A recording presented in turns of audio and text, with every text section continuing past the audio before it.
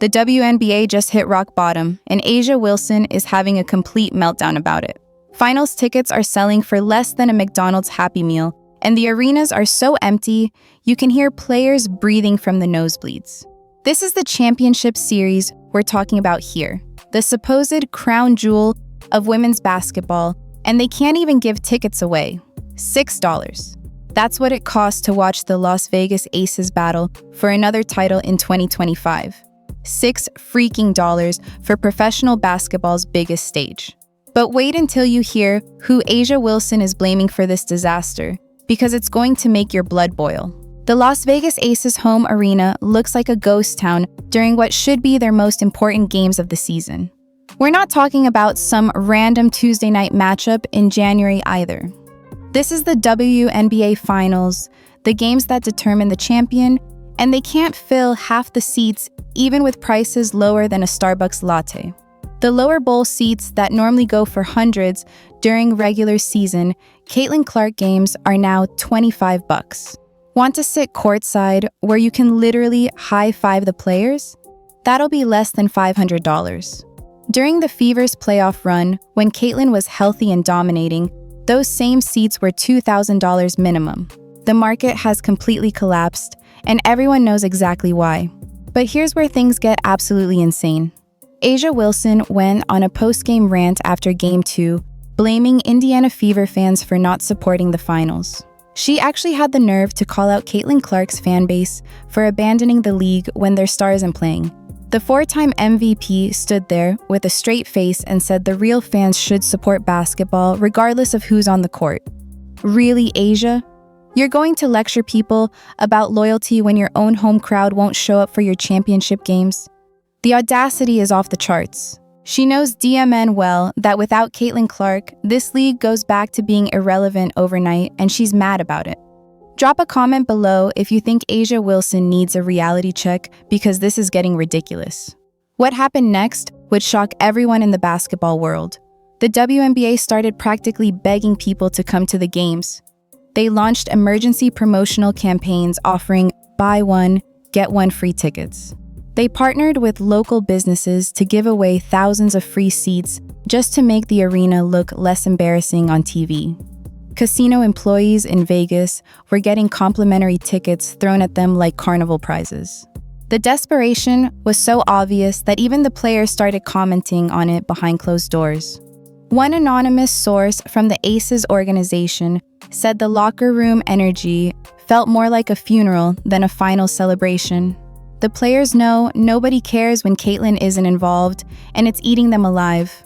The numbers tell an even more devastating story. When the Indiana Fever played the Aces earlier in 2025, before Caitlin's injury, that game sold out in less than 3 hours. The cheapest resale ticket was over $200. Fast forward to these finals without her, and you can walk up to the box office 5 minutes before tip-off and grab prime seats for pocket change. The TV ratings have crashed by 70% compared to Fever playoff games. ESPN is reportedly furious about the viewership numbers and considering reducing WNBA coverage next season. Sponsors are pulling back their investments, and the new Nike deal everyone was celebrating might get restructured if these trends continue. Commissioner Kathy Engelbert keeps giving interviews about the league's incredible growth, but the empty seats and bargain basement prices expose the truth. This isn't growth, it's a complete facade built entirely on one player's shoulders. But that wasn't the whole story about this finals disaster. Phoenix Mercury fans aren't showing up either, despite their team making an unexpected run. Their home games are averaging less than 5,000 actual attendees, even though they're reporting higher numbers by counting distributed tickets. The atmosphere is so dead that players can hear individual conversations from the stands during free throws. Diana Taurasi, the supposed GOAT of women's basketball, is playing some of her final games to half-empty arenas. Meanwhile, Sophie Cunningham, who joined the Fever this season, has been posting subtle shade on social media about the difference in fan support between Indiana and other markets. She knows what real basketball fever looks like after experiencing those packed Fever crowds, and she's not afraid to hint at the truth.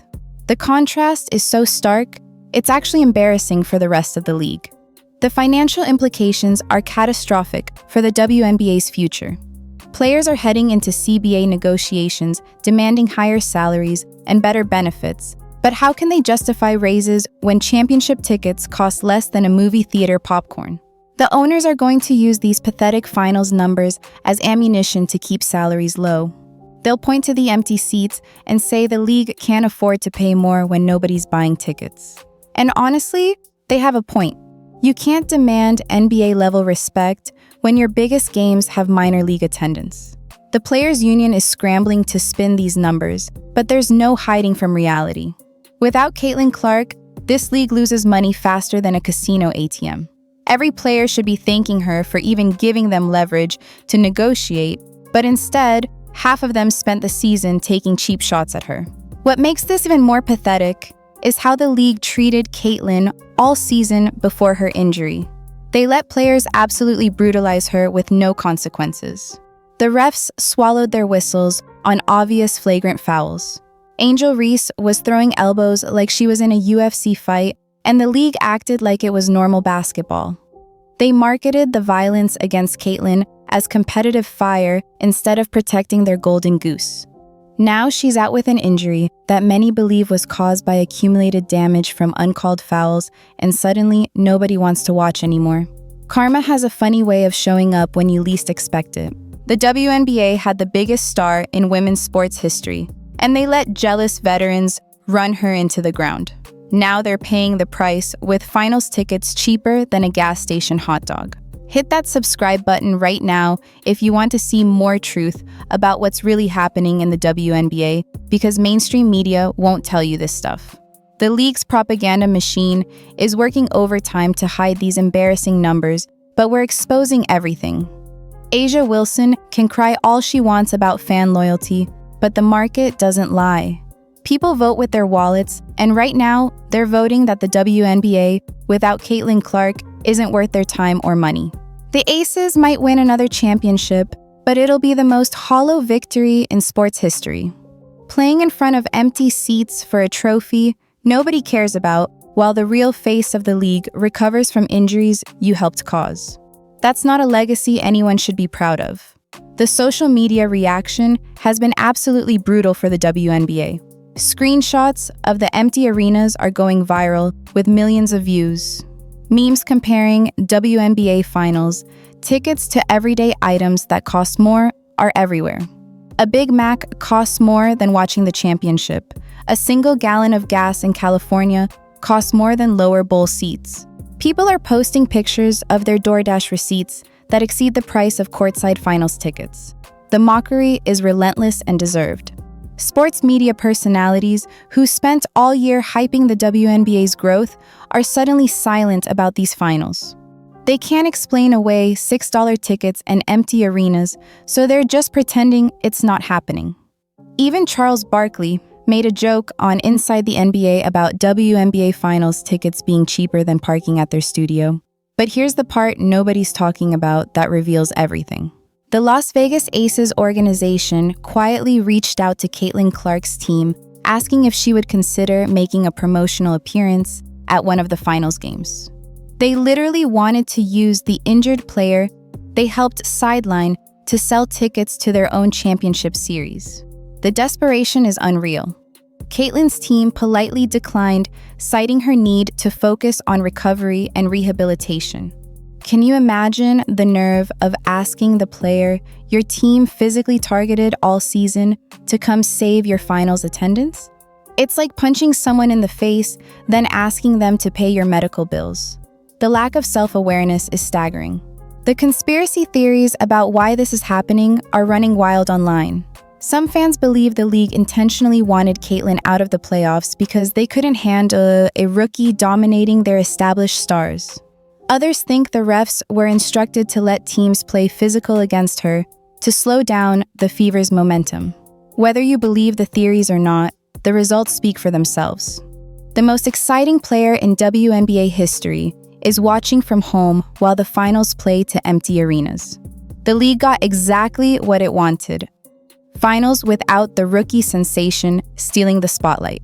Congratulations, WNBA. you played yourself. What's even more embarrassing is comparing this to other sports championships happening right now. The NHL playoffs are selling out every game with tickets starting at $200 minimum. Minor league baseball teams are drawing bigger crowds than the WNBA finals. Hell, high school football games in Texas have more expensive tickets and better attendance. The WNBA wants to be taken seriously as a major professional sports league, but they can't even outdraw amateur sports. It's not just embarrassing, it's existentially threatening to the league's survival. How many more years can they operate at massive losses before owners pull the plug? How many more empty finals before TV networks stop broadcasting games? The clock is ticking, and everyone, except Kathy Engelbert, seems to realize it. The players are starting to turn on each other behind the scenes too. Sources inside multiple teams report growing frustration about the Caitlin Clark situation. Some players privately admit they were wrong to target her and create a hostile environment. They're watching their paychecks potentially shrink because they couldn't put aside their egos and embrace the player bringing millions of new fans. Others are doubling down and blaming Caitlin's fans for being fair weather supporters who only care about one player. The locker room dynamics are toxic, and it's showing on the court. The quality of play in these finals has been abysmal, with both teams looking like they'd rather be anywhere else. A'ja Wilson's legacy is taking a massive hit from all of this too. She might win another MVP and another championship, but it'll always have an asterisk.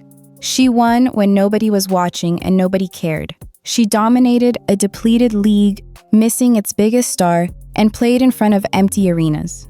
That's not the legacy any athlete dreams of. Michael Jordan didn't win championships in empty gyms.